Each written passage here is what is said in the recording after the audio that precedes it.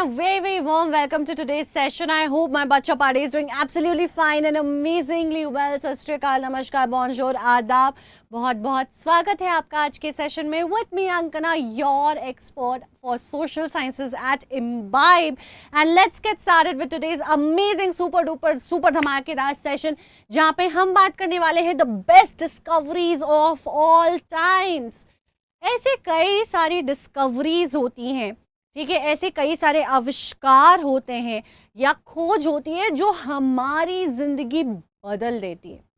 उनके बिना हम सोच नहीं सकते, इमेजिन नहीं कर सकते एग्जिस्ट करना, या फिर कर भी सकते हैं तो वो डिस्कवरीज इतनी ज़्यादा हिस्टोरिक रही हैं कि उनके बिना बात किए हम आगे नहीं बढ़ सकते. It would just not be justified and done. So on that note, my dear students, let's get started and talk about the best discoveries of all time in the history of humankind.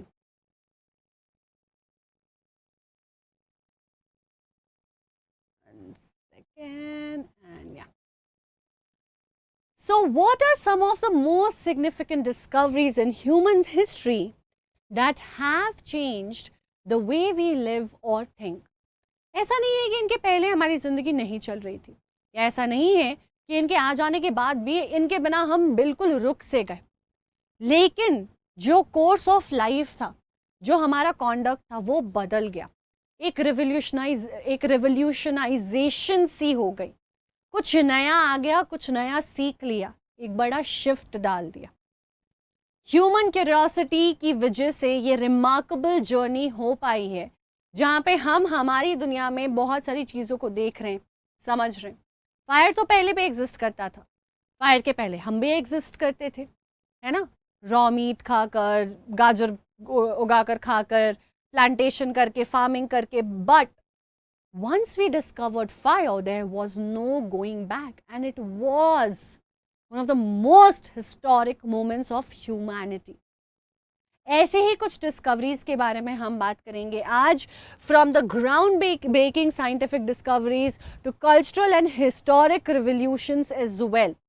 तो सिर्फ science की बात ही नहीं है यहाँ पे, historical revolutions की भी बात है.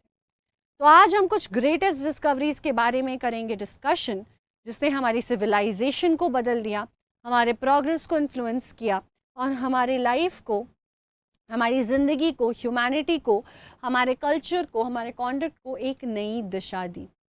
And we definitely start with fire. सबसे पहले मैंने आपको फायर का ही एग्जाम्पल दिया था अभी, और यहाँ पे शुरुआत भी हम करेंगे फायर के साथ. So the discovery and the mastery of fire revolutionized human development, enabling cooking, warmth, protection, and of course the advancement of various technologies. अब एक बार सोचो ज़रा, अगर आग नहीं होती तो इतने छोले भटूरे और चिकन टिक्का और पिज़्ज़ा और पास्ता कैसे खा पाते हम. और शायद ये फायर ही थी जिसकी वजह से कुक्ड फूड की एक रिवोल्यूशन शुरू हुई, एक तरीका शुरू हुआ ह्यूमन का खाना खाने का, और इतने सारे रेसिपीज़ हम ढूंढ पाए. सिर्फ इतना ही नहीं यार, फायर हमें गर्मियों सर्दियों में गर्म रखने के काम आता है, बर्फ़ को पिघलाकर पानी को गर्म करने के काम आता है, जानवरों को, जंगली जानवरों को दूर रखने के. जब आपकी लाइट की, इलेक्ट्रिसिटी की डिस्कवरी नहीं हुई थी, तब फायर ही था जो अंधेरे के वक्त रोशनी फैलाता था. मोमबत्तियाँ, केरोसिन लैम्प्स, फायरवुड, इनकी मदद से हम रोशनी में रह पाते थे, जानवरों को दूर रख पाते थे, सिविलाइजेशन को आगे बढ़ा पाते थे, डेवलपमेंट कर पाते थे. फायर ने बहुत बड़ा रोल प्ले किया है. Again, not just that, fire has been at the root of many other developments. Think about metallurgical industry. एक मेटल को मेल्ट करके एक सर्टेन फॉर्म देना, उसका एक आप समझ एलॉय बनाना दूसरे मेटल के साथ मिक्स करके, ये सब सॉलिड फॉर्म में नहीं हो सकता है. It requires a lot of heat and that heat comes from the fire. Had we not discovered fire, none of this would have been possible. तो ये सारी चीज़ें कहाँ से आ रही हैं? ये सारी चीज़ें आ रही हैं फायर से. So fire has been one of the greatest discoveries of humans, which has changed their life upside down entirely forever. Next one is wheel. The invention of wheel facilitated transportation, revolutionizing trade, agriculture, movement of goods and people. जब हमारे पास, forget about cars and bikes, जब हमारे पास as basic as bullock carts, जो हम किसी घोड़े की या फिर हम किसी बुल की, है ना, किसी भैंस की मदद से, फोर्स से उसको पुश कराकर आगे बढ़ाते हैं, ये सब हम, या हाथ गाड़ी की बात कर लो, ऐसे कोई भी व्हीकल जो सिंपलेस्ट फॉर्म ऑफ व्हीकल है, मशीनाइज नहीं है, मैकेनिकल नहीं है, मैनुअल है कहीं ना कहीं, ये सारी चीज़ें भी नहीं एग्जिस्ट किया करती थी। तो ऐसा नहीं है कि ह्यूमन तब भी ट्रैवल नहीं करते थे, ह्यूमंस तो हमेशा से ट्रैवल करते हैं। Centuries and centuries back if you go in to time, you will still find people have been travelling and that's how the exchange of culture has happen. लेकिन आखिर व्हील नहीं होने की वजह से क्या डिफरेंस था और व्हील के आ जाने से क्या डिफरेंस हुआ? पहले बच्चे हम हॉर्स बैक पे या एलिफेंट, कैमल, कुछ ऐसे स्ट्रॉन्ग एनिमल्स के बैक पे ट्रैवल किया करते थे। Otherwise on the foot people would go, पहिया पहिया, packing, walking walking, they would travel. तो ऐसा नहीं है कि ट्रैवल होता ही नहीं था, एग्जिस्ट करता ही नहीं था, ठीक है। लेकिन जो ट्रैवल की डिस्टेंस है, जो लोगों की कैपेसिटी है, वो बहुत लिमिटेड हुआ करती थी, रीच बहुत लिमिटेड हुआ करती थी, टाइम कंजम्पशन बहुत ज़्यादा हुआ करता था। मुझे अगर यहाँ बैंगलोर से मैं सोच लेती हूँ कि यार मुझे कन्याकुमारी जाना है, I will start walking, I can reach there, but probably it will take me 3 months 2 months, specially based on my physical capacity as well. मैं कितना चल सकती हूँ, बहुत बहुत चल लूँ तो शायद मैं 10 15 20 25 दिन में भी पहुँच जाऊँ। लेकिन डुएबल था, बट वक्त बहुत लगता था, कई बार लोग नहीं पहुँच पाते थे, कई बार बहुत प्रॉब्लम्स होती थी। हॉर्स बैक के सहारे या किसी जानवर के सहारे पहुँच गए, ऐसा कर लिया। लेकिन व्हील्स के आने से क्या हुआ, अब मुझे, अगर मैंने सोचा है कन्याकुमारी जाना है, शायद इसके पहले नहीं जा पा रही थी, पर अब व्हील्स के सहारे मेरे पास शायद साइकिल का सहारा है, बुलेट कार्ट का सहारा है, ठीक है, हथकड़ी का सहारा है, अब मैं डेफिनेटली जा सकती हूँ और मेरा ट्रैवल टाइम भी रिड्यूस हो जाएगा। अब इसकी वजह से क्या हुआ, लोग ज़्यादा ट्रैवल करने लग गए, लोग ज़्यादा करीब आ गए, ज़्यादा कनेक्टेड हो गए।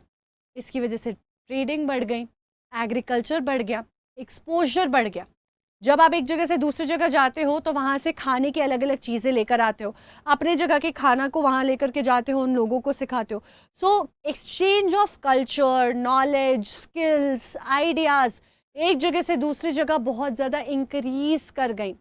लोग जो है, दुनिया जो है, करीब आने लग गई। और ये कमाल था व्हील का। सिर्फ इतना ही नहीं, मैन्युफैक्चरिंग बहुत ज़्यादा इनेबल हो पाई व्हील की वजह से। मैंने यहाँ पे बहुत सारी खेती कर ली है, जब मैं वहाँ तक पहुँचा ही नहीं पा रही हूँ, मुझे अपने कंधे पे कुछ जानवरों के कंधे पे ले जाना है, जो बहुत मुश्किल बना देगा मेरे सफ़र को, सामान शायद बीच में ही ख़राब हो जाए, तो ट्रेडिंग भी इतनी पॉसिबल नहीं थी और फिर ट्रेडिंग के थ्रू मैन्युफैक्चरिंग पॉसिबल नहीं था। ये सब इनेबल हो पाया है व्हील की वजह से। और of course the advancement that kept on happening in the form of wheel that was used. So that is another great discovery that we have had. Writing, print culture के बारे में हमें क्लास 10th में वैसे पढ़ना है। Printing has been a great discovery in itself, पर उससे भी पहले आया था writing. The invention of writing is what allowed for recording of knowledge, enabling the preservation and dissemination of information across generation. ऐसा नहीं है कि हमारे पूर्वजों के पास नॉलेज नहीं थी, कहानियाँ नहीं थी, कुछ बताने के लिए नहीं था, कुछ नॉलेज पीसेस नहीं थी, लेकिन एक वक्त तक, जब तक लोग लिखते नहीं थे, सारी ट्रांसफॉर्मेशन ऑफ नॉलेज, ठीक है, सारा ट्रांसफ़र ऑफ नॉलेज वर्बली किया जाता था, बोल बोल कर, बता बता कर। मैं तुम्हें बताऊंगी, तुम अपने बच्चे को बताओगे, मुझे मेरी मम्मी ने बताया होगा, उनको उनकी मम्मी ने बताया होगा, ठीक है। तो ऐसे क्या होता था, जनरेशनली नॉलेज पास होती थी। अब इसमें कई बार कुछ एलिमेंट्स मिस हो जाते थे, कुछ एलिमेंट्स नहीं पास होते थे एट ऑल, कुछ जो है ख़त्म हो जाते थे, और ऐसा एक रिकॉर्ड नहीं था। मुझे किसी ने बताया तो मैं आपको बता पाऊंगी, I don't have an access to the information otherwise. तो सारा इन्फॉर्मेशन सबके लिए एक्सेसिबल नहीं था, प्लस जनरेशनली वो प्रिजर्व्ड रहेगा और वो नॉलेज ज़्यादा से ज़्यादा लोगों में पास ऑन हो पाएगा, इसकी कोई गारंटी नहीं थी। तो अब हमें क्या समझ आता है, जब इन्वेंशन होता है राइटिंग का, तो अब जो नॉलेज है, जो भी आइडियाज़ हैं, जो भी कहानियाँ हैं, जो भी रिकॉर्ड्स हैं, वो अब मेंटेन किए जा सकते थे, वो अब एक जगह इकट्ठा करके रखे जा सकते थे, वो अब लोगों में बांटे जा सकते थे। मैं सिर्फ अपने बच्चे को नहीं बता रही हूँ, मैंने अगर एक कहानी लिख दी है, वो किताब 10 और लोगों के पास, 20 और लोगों के पास जा सकती थी। और इस तरीके से जो नॉलेज है, जो इन्फॉर्मेशन है, वो ना कि सिर्फ सेम जनरेशन में अक्रॉस पीपल, बट जनरेशनली अब हो सकती थी पास, एक जगह से दूसरे जगह ओवर पीरियड ऑफ सेंचुरीज, और आर्कियोलॉजिकल फॉर्म में सेव भी हो सकती थी। एंड दैट इज हाउ, पहले जब केव्स के टाइम पे हम सोचते हैं तो कुछ कई सिंबल्स वहाँ पे बने हुए, उन सिंबल्स का हमें मतलब कई बार पता चलता है, कई बार नहीं पता चलता है, कई बार वो सिंबल्स हमें पूरे मिलते हैं, कई बार नहीं मिलते हैं, और इसकी वजह से हमारे पास्ट को समझने के लिए भी this not always enough information. पर जब से किताबें आने लग गई, जब से हमारे पास किताबें बचने लग गई, रहने लग गई, रिकॉर्ड्स बनने लग गए, रिटन बुक्स रहने लग गई, प्रिंटिंग उसके ऊपर से और आ गया, उसके बाद से हमारे पास प्रॉपर रिकॉर्ड है, हमें हमारे हिस्ट्री के बारे में बहुत कुछ और बहुत डिटेल में पता है, जो शायद उसके पहले का इंटरप्रिटेशन बेस्ड हो जाता है बहुत ज़्यादा। तो प्रिजर्व करना आसान हो गया, ये भी बहुत इंपॉर्टेंट फैक्टर है। भैया मुझे यहाँ की नॉलेज को, किसी चीज़ को बचा कर रखना है, मैंने दिमाग में रखा और फिर मैं तो ख़त्म हो जाऊँगी एक दिन, मेरे साथ वो नॉलेज भी ख़त्म हो जाएगी। पर यहाँ पे जब वो रिटन फॉर्म में है तो वो रहेगी प्रिजर्व।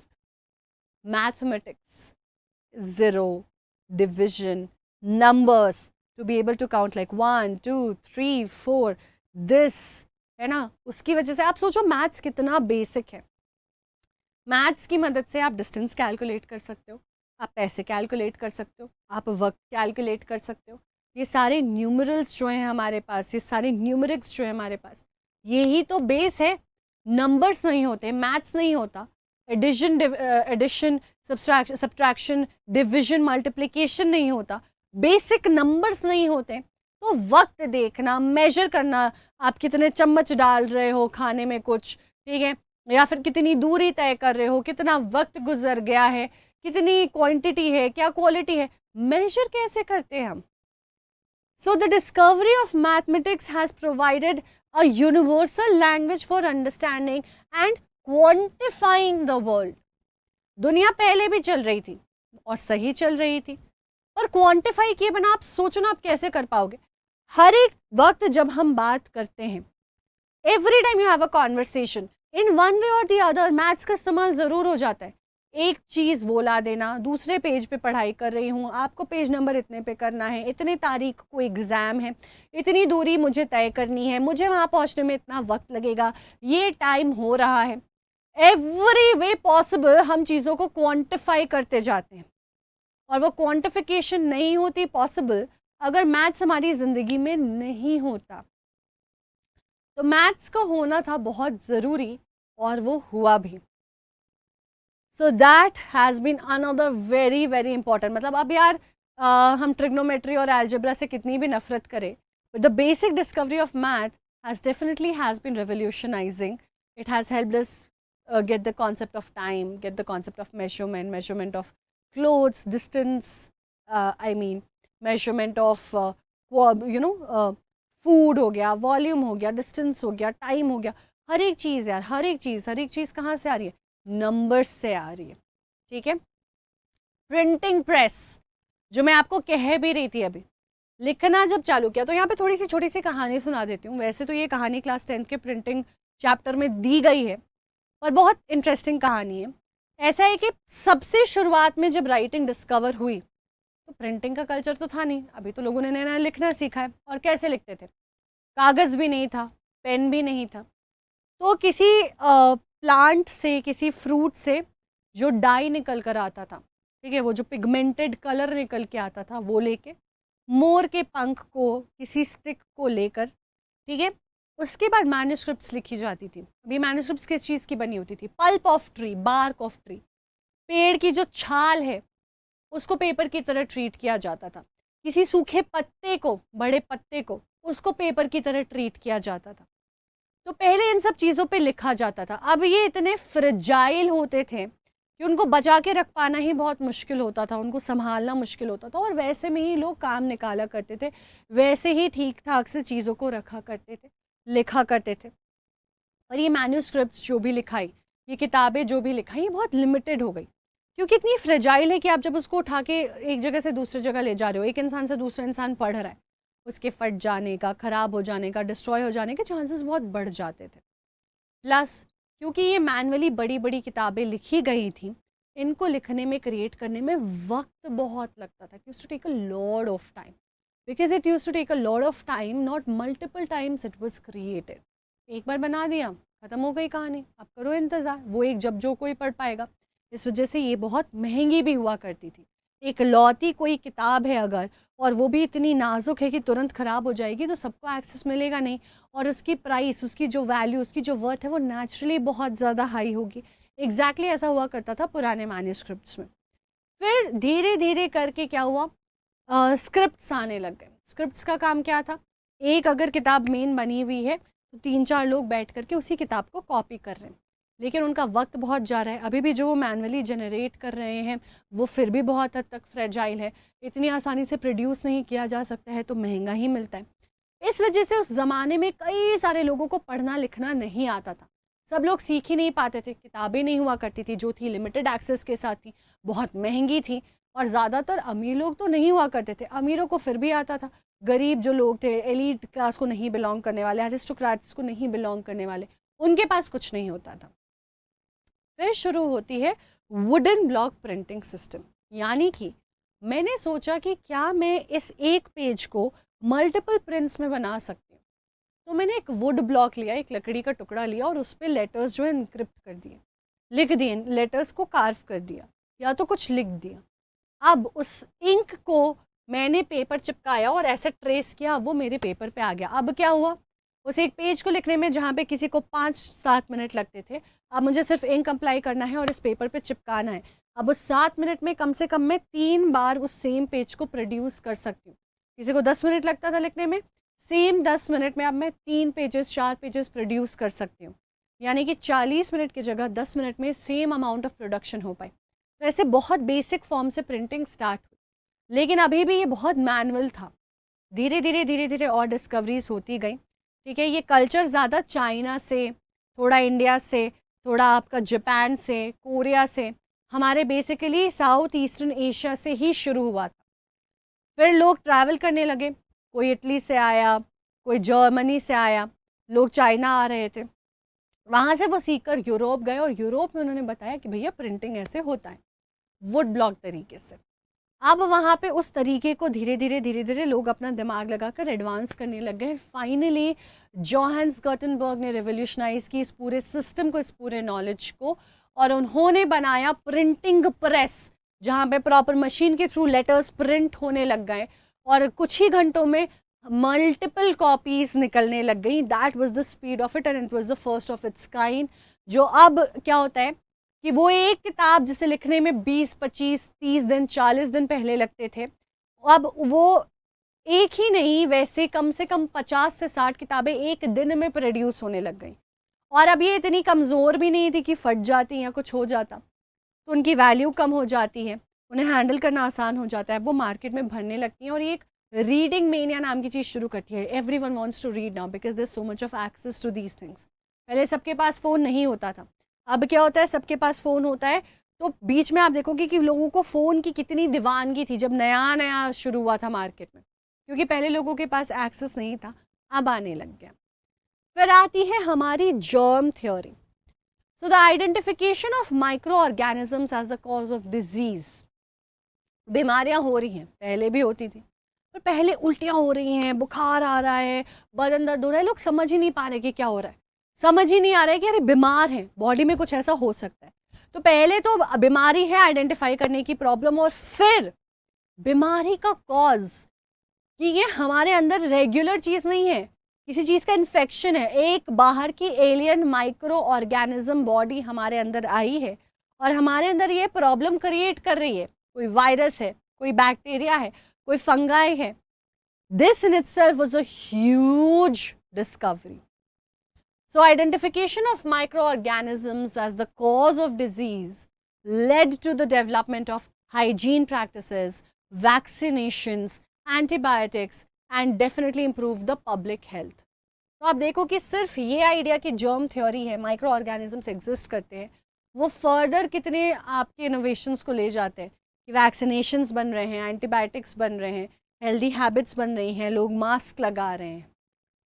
देन चार्ल्स डार्विन की theory of evolution, he clearly said कि नेचुरल सिलेक्शन होता है जो फंडामेंटली ट्रांसफॉर्म करती है हमारी understanding of life on earth and revolutionise करती है बायोलॉजिकल साइंस को.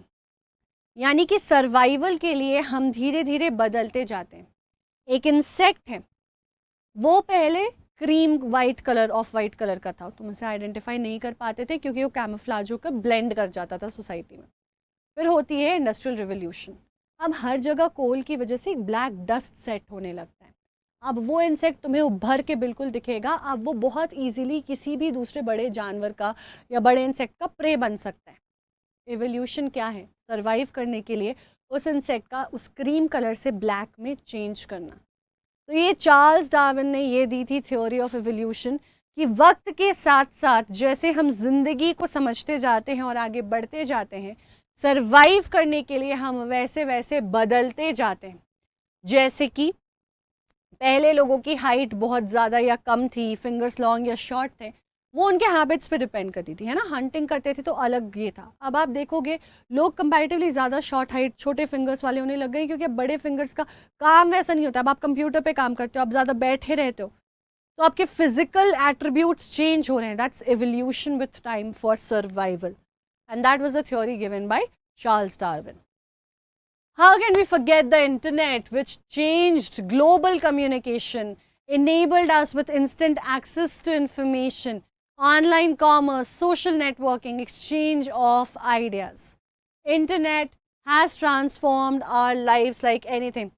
You probably wouldn't know it, but there was a time, for example, when I was young, right, when I was in 4th, 5th standard, internet तब भी हुआ करता था, internet आ चुका था, पर फिर हम साइबर कैफ़े जाते थे, इतना ईजी एक्सेस नहीं था, स्पीड बहुत स्लो थी कि मुझको लोड होने में बहुत वक्त लगता था. From there to here I have personally witnessed, we have witnessed how things have completely transformed. DNA, the structure, discovery of the structure and the function of DNA, which definitely opens the secret of genetic information, leading to the advancement in medicine, biotechnology and forensics.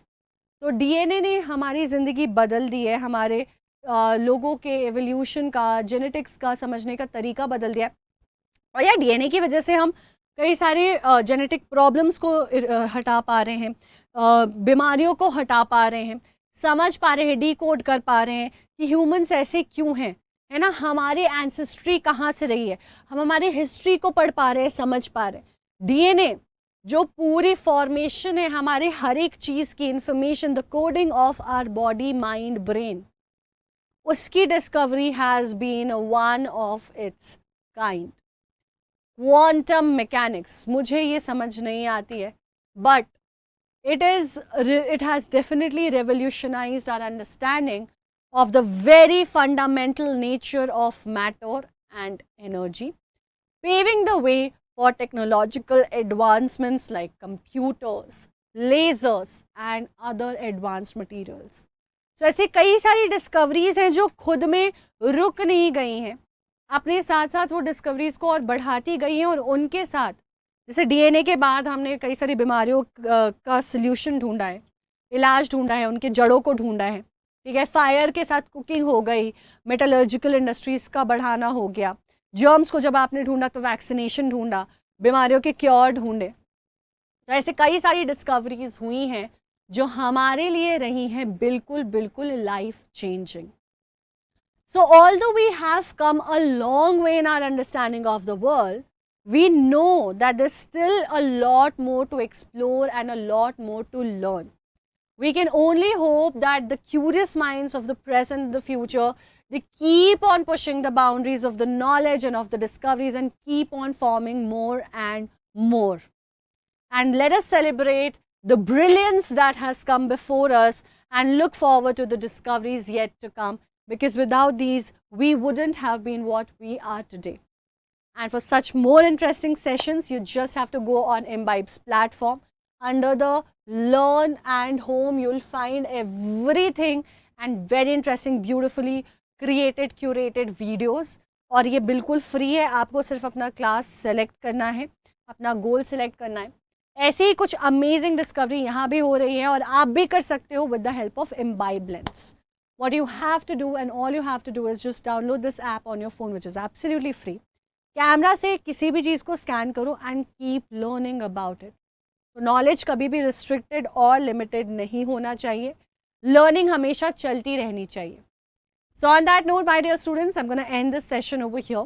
Please do not forget to connect with us on the Telegram channel. 9-10th का channel है ये, जहाँ पे हम teachers आपसे directly Imbibe के platform से connect कर पाते हैं.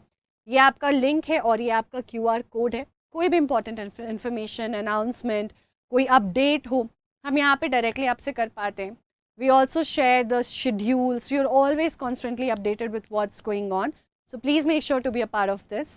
And on that note, I'm going to say hasta la vista, bye-bye, ciao, have a great time, have a great evening, take good care of yourselves, have a great day, and till the next time, keep imbibing.